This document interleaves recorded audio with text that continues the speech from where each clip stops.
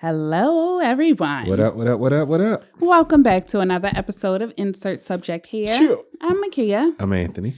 And this week, we are going to get a little bit uncomfortable in some conversations on this week's episode of Insert Subject Here.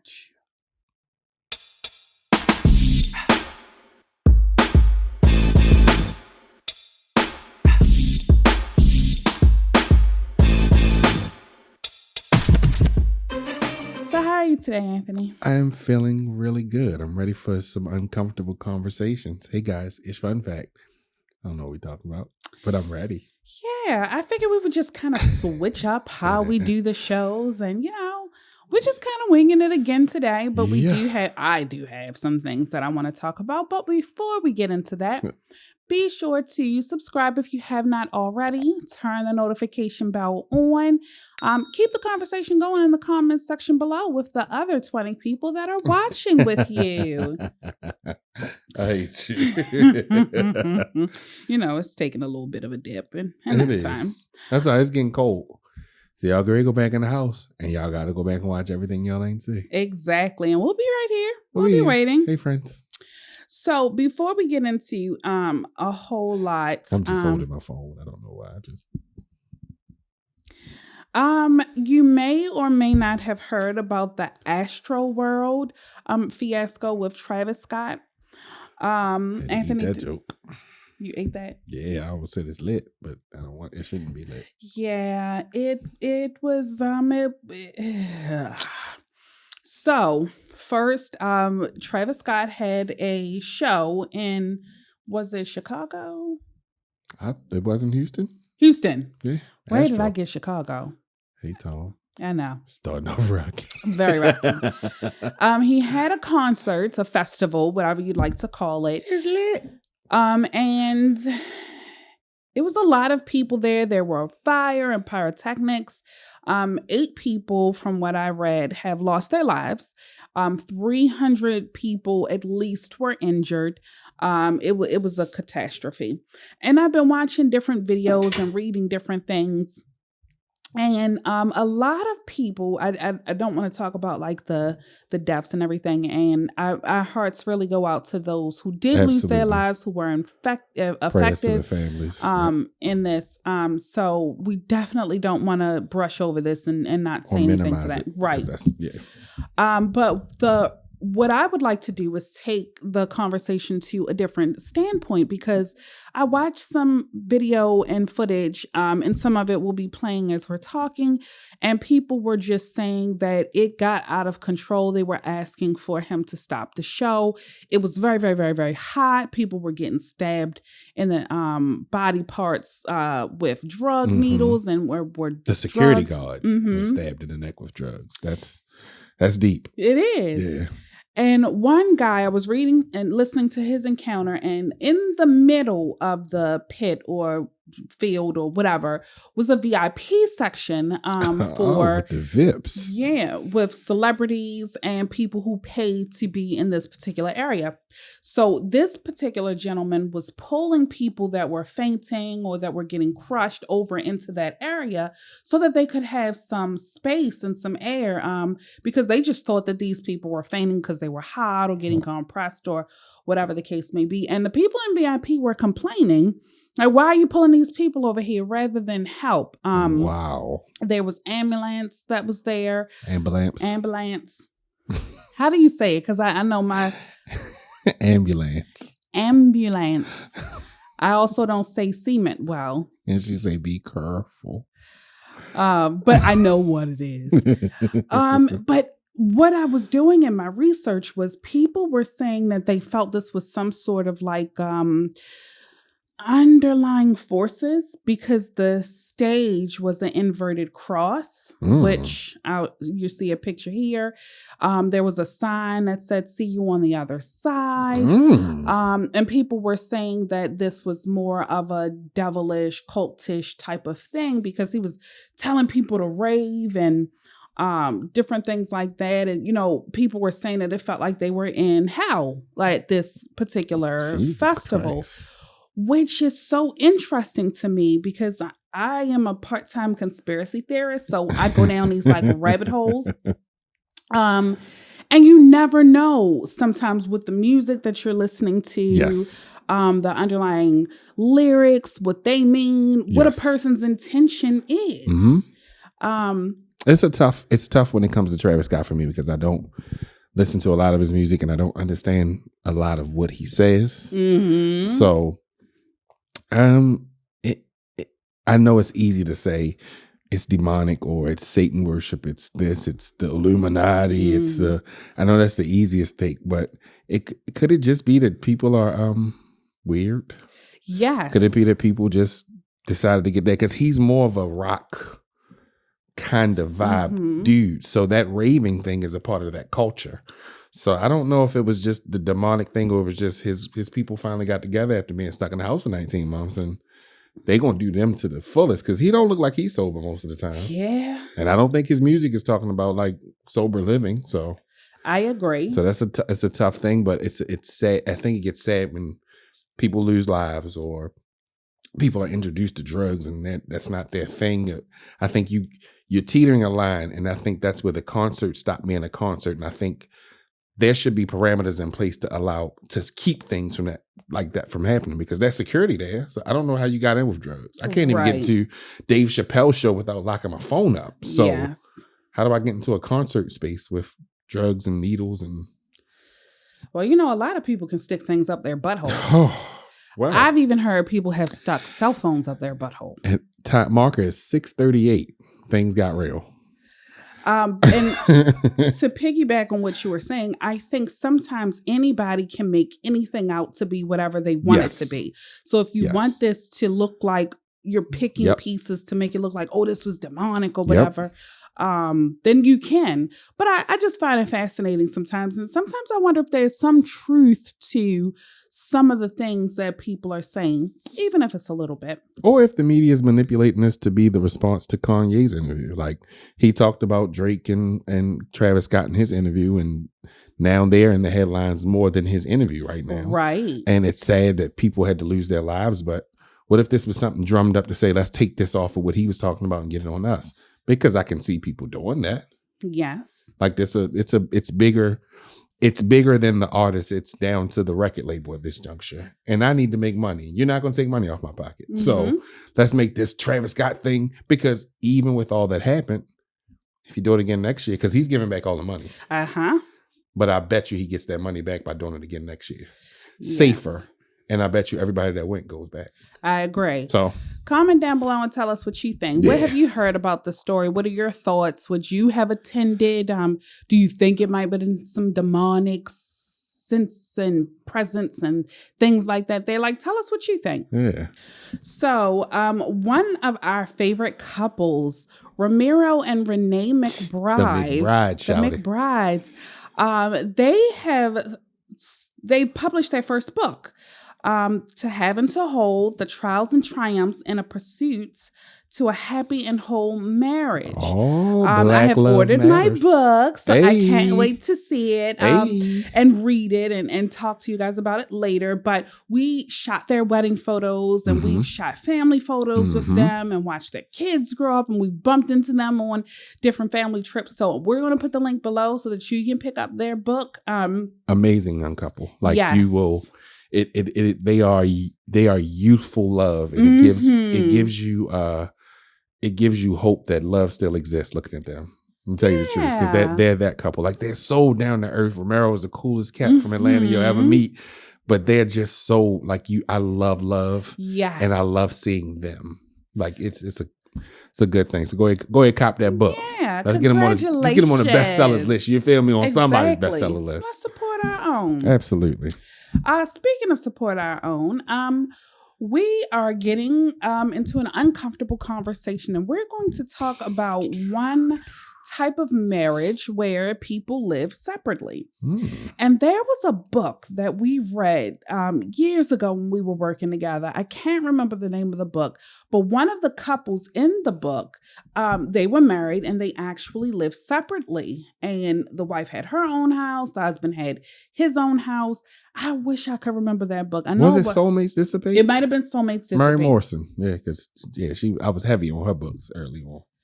And I remember at the time, I was like, how could somebody live separately and be married? And then one of my church members, former church members, had a daughter. Not current. So Right. let's specify. Not current. We Yes. don't know what the current church members are doing. Right. This is a former church member that shared this with us. Yes. So the husband, he moved to Pennsylvania. And she was in Florida. And she was in Yeah. Florida. She got a job working for Disney. She was a chef with Disney. And I can't remember what he was doing in Pennsylvania, but she and the kids moved down to Florida, and he would come down on the weekends, spend time with the family, and then he would fly back home to Pennsylvania. And they both had amazing jobs. Mhm. Like they were getting paid amazing Mhm. money. And so a dream job of hers was always to work for Disney. Yep. And so for years, that's what they did. It didn't work out, but I want to know your thoughts on living separately. First, give me yours. So I'm going to keep it a bean with you. I'm not even going to hold you. Oh, baby. If this did not work out, if it didn't work with me and Anthony, and I don't have any plans of ever getting married again. But if I did, or even if I were dating, I do not think, I'm like 75% sure I would not live with whoever it was I was with, because I don't want to give myself and have this with anybody else. So my stance right now is no, I would not in the future live with somebody else. We would be dating. You have your space. I have my space. You come stay the night at my house. I come stay the night at your house, and keep it like that. Now, if Anthony or I got an amazing job opportunity and it involved working in different locations. I'm sorry, I'm watching her on the monitor. So I'm not looking at y'all because I'm just watching because I want to see her face. I would never want to hold him back from his dreams. Let's start there. Ooh. I would not want to be the one, because later on, I don't want you to say or feel some kind of way that I held you back from an opportunity. So I would definitely give it a go. Like I would really try my best to make it work if that was something that one of us really wanted to do. Like if Beyonce said, hey, I want you to come be my photographer. And so for a majority of the year, I'm traveling with her. Would you tell me, no? Yeah, no. So my answer is I would tell you you're a fool if you turn it down. I feel like living separately for the sake of pursuing your dreams is something that can happen, but I think the conversations that are required have to happen. I agree. Because if you don't have those conversations, it's just, oh no, I'm not going to say go on tour Beyonce for a year, pursue your dream. And we don't have no conversation. Like, what does it look like when you're off time? Like, what's your efforts to get back home, or for us to get to you, or for me to get to you? Like, I think it's a lot more entailed than just saying, yeah, go do it. Because I think as humans and adults, we're going to make a decision whether the other person agrees or not. Like at the end of the day, if I'm like, this is my opportunity, if Jay-Z like, yo, you're my videographer for the rest of life, I agree. what exactly could you say to stop that?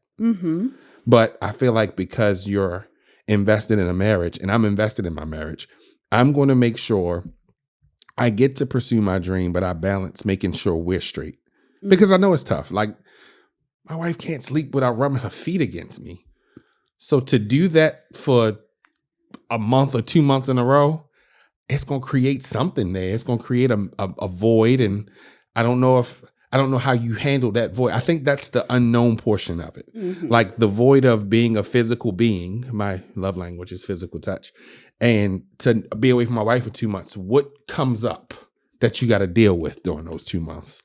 Like, do you go find somebody to rub your feet on in my absence? Like, it's that. So that's the conversations that have to happen. And you got to have trust with each other, because that's deep. Like, I'm in Florida, you in PA. Yeah. With no family. Like, we have no family. And get into a bag. Yeah. Like, both of us are separate in separate cities, the head of our field or our dream job, making money. Like, you gonna go out and eat. You gonna go out for entertainment. You're gonna find yourself on the scene. Yes, and that really opens up a whole lot of, because a lonely heart may wander. Now, if it were a situation where two people were not living separately to pursue dreams, but they were just living separately, do you think a marriage could live, could work, could survive? I think depending on the people. And I'm not saying that like clichely, like whatever works for you. But there are certain scenarios where I could foresee that working. I see some, like every relationship, which I've learned, and I wish I would have known way back when, because it would have saved me a lot of headache. Every relationship, it's not a cookie cutter thing. Agreed. So everybody doesn't handle being around each other a lot well. Doesn't mean you love the person any less. It just means I'm not with this sleeping in the same space. You messy. Like, if my kid told me I had to get my own room, I would cry and try to change my life. But I would understand, because I'm the messy one of the two. I'm just like, I'm not a dirty person. Messy and dirty aren't the same. But if the sock fall outside the hamper, as long as it's near the hamper, it's fine. And me, I'm going around, pick up the sock, put it back in the hamper. So in that instance, I understand how me staying here could make this a very tumultuous household for us. If I'm constantly doing all the things you don't like, or you're constantly doing all the things I don't like, then we're going to kill each other over space. And I don't think space should be the thing that breaks up a relationship. I agree. Because I used to think I was so old school. I used to think that, because I witnessed it. Couples in my family, married couples that slept in separate bedrooms. What are y'all talking about? And then the older I got, I was like, but I could see how that could work. We don't like the same TV shows. We don't, I snore, and my machine, what's the CPAP machine thing? I'm probably going to get, I'm going to get the choir. I'm going to pay the money. But it might be too loud. It disrupts you. I'm a night owl. You're a morning person. Like, I could see why separate bedrooms could work, because I was like, we went somewhere and we intentionally slept. Like, they gave us 2 queen size beds in the room, and we intentionally slept in separate beds. But we crept to each other's bed. But it was like fun. But I was like, I could see that working. Like, I could. But me and this one shared everything. So. Yeah, and one of the hardest things for us is we've been in this house for like 11 years now. Yep. And we have not fully decorated. Like, it's still builder grade paints and stuff on some of the walls. Some of the walls. We started, yo. We found somebody that laid wood. But it was very hard for us to come together on an idea of how we wanted to decorate. And the things that I was picking could be perceived as too girly. Could be perceived or were too girly. So, but I had these visions of grandeur. Okay. It's my time. I'm talking now. I wanted clarification. It's my time. I'm going to let you finish. Thank you. So it was very hard, especially on our bedroom, which was our latest project. It was so girly. Fam. It was. Fam. And people had to tell me, like, you do know your husband is going to sleep there, right? Because the husband saying it wasn't enough. But continue. I'm going to let you finish. And so when I'm picking out all the flooring and I'm matching up paint samples and all this stuff and bedroom, like, we completely gutted the whole room out. New bedroom furniture, everything was gone, except for the new pieces that we have now. And I could see how people might want their own space, because if I want to decorate this way, but you want to decorate this way, having your own space might work for you and your marriage, because that way you get to have what it is that you want to have. And it, again, that plays to the people as well, because the reality is I genuinely didn't care.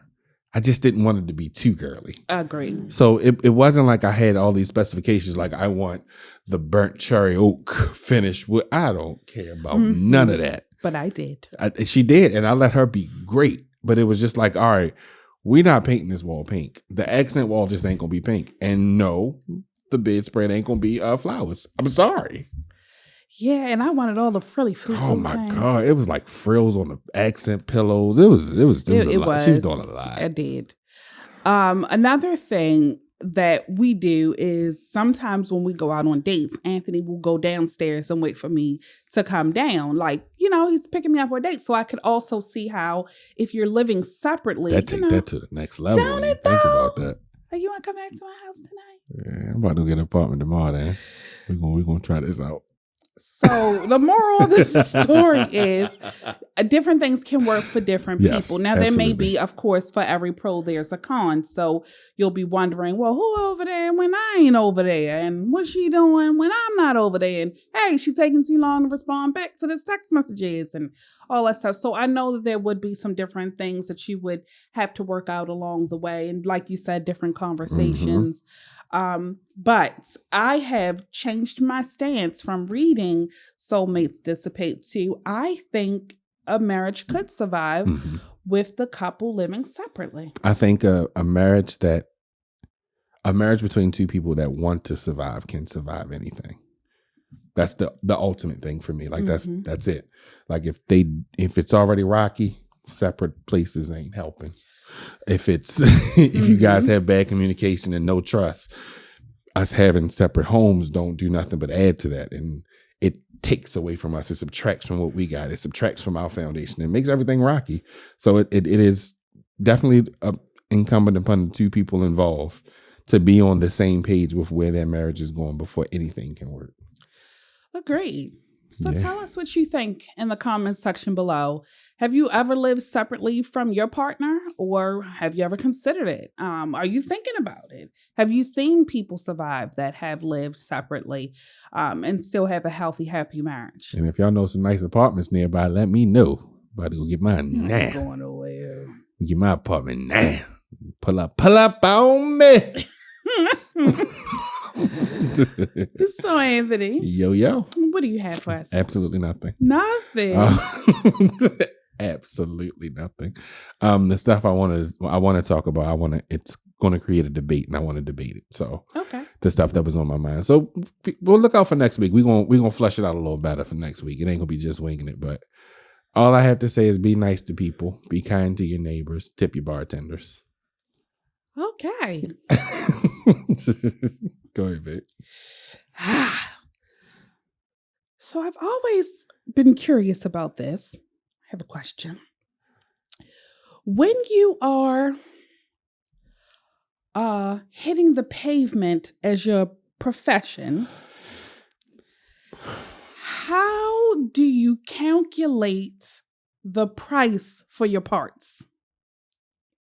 So like if you say a VJ is $500, like how do you come up with that? First of all, ain't nobody paying $500 for a BJ. I mean, somewhere somebody might be. Nobody. Have you seen the Girlfriend Experience? That's different. And the only reason I say that's different. But they paid it. Listen, but that's different because that's a different price bracket.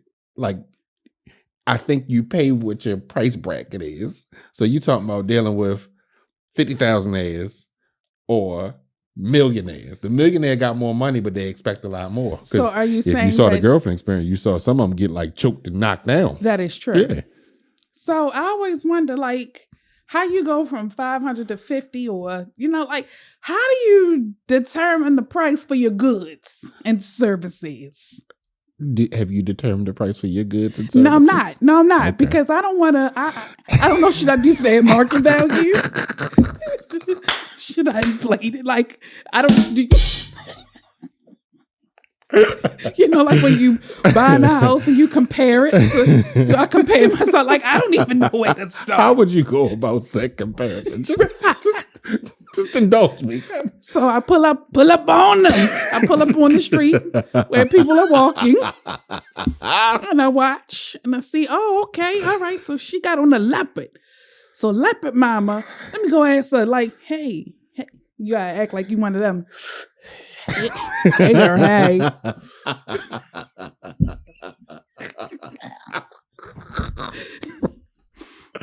What that kitty cat go for? Like, I guess that's how you started. Just what that kitty cat go for though? I mean, I don't know. Okay. But how does that compare to your fair market value? Because then I look and see like who her clientele is. Oh, so you just gonna do a whole stakeout and not get locked up is what you're saying? That's a good point. That's a very good Listen, point. I'm sorry. Ladies, because mostly ladies watch us. Have you determined a fair market value for yours? And if so, my curiosity would like to know what your fair market value for yours is. So comment below. What you going to procure it from? No, I'm just curiosity. It's just curiosity. I think, guys, we're the same way. I don't know how many guys, fellas, if y'all here, comment your fair market value down below too. But we shoot for the stars. No, you're going to have to give me 100,000 for this. Okay. And in reality, I'm like, nah, I'll take a Snickers bar and about $60. Like, Three Musketeers, $60. We out there. Because I'm going to let you know, we went to Vegas and we were sitting and I was like, oh, that's right. It's legal here. Let's just look and see. And people was like booked. And I was like, huh. I think beyond booked, it was the pricing of it all for me. Yeah. So cost analysis said fair market value was higher. Fair market value was super high there. And I was trying to figure out, is you cooking later? Like, how does this work? Right. We didn't get that far. Maybe next time we're going to, for educational purposes. Educational purposes only. Well, this was a good episode. This is a great episode. Listen, like the kid said earlier, don't forget to like, comment, subscribe. A thumbs up costs you absolutely nothing to support us. Sharing a post you see on Instagram or Facebook costs nothing. Comment, man. I'll be posting some good stuff on the Facebook page, and we post some good stuff on the Instagram page, and y'all be like, oh, that's cool. Yeah, we might get a ha ha ha. We don't even get a ha ha ha on Facebook. We see it reached 300 people and nobody said anything. Aww. So come on, guys. Come on, rap to us, because we're trying to make this the best we can make it. Yes. We got some travel coming up soon, because that's what we do. And somebody's looking into buying a drone. I'm not going to say who. That's why I gotta see what my fair market value is. Me too. So let me change that. I need 2 Three Musketeers and $100. And we can negotiate going up from there. And with that, I'm in. And I'm a kid. And thanks for stopping by and talking to me today. Bye.